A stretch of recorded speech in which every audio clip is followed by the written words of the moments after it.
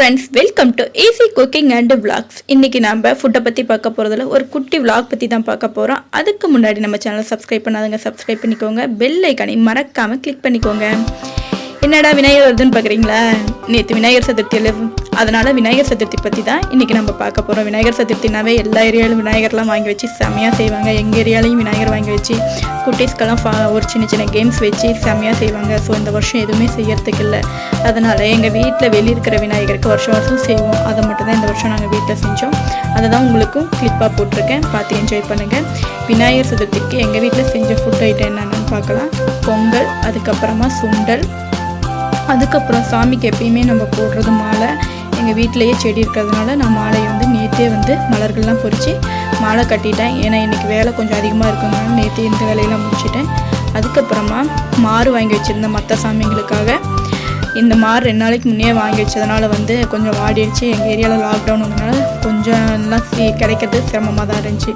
அதுக்கப்புறமா விநாயகர்னாவே நம்மளுக்கு முதல்ல ஞாபகத்துக்கு வர்றது கொள்ளுக்கட்டை தான். ஸோ நான் கொள்ளுக்கட்டை, கம்பு கொள்ளுக்கட்டை செஞ்சுருந்தேன். இந்த கம்பு கொள்ளுக்கட்டை எப்படி செய்யுதுன்ட்டு மேலே ஐக்கானில் கொடுக்குறேன், பார்த்துக்கு தெரிஞ்சுக்கோங்க நீங்களும்.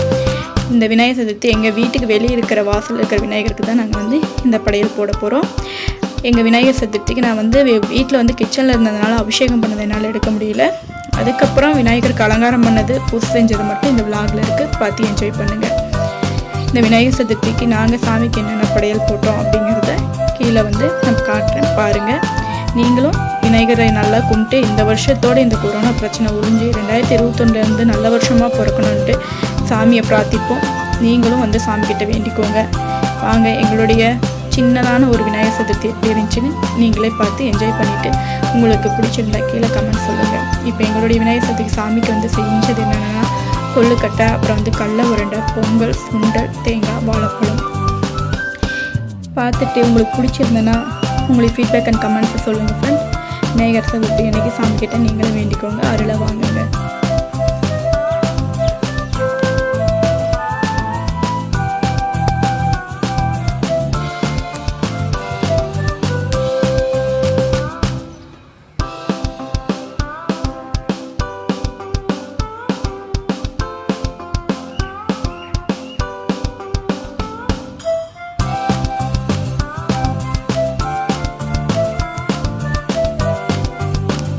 அவ்வளோதான் ஃப்ரெண்ட்ஸ், எங்கள் வீட்டில் குட்டியான ஒரு விநாயகர் பூசை முடிஞ்சிடுச்சு.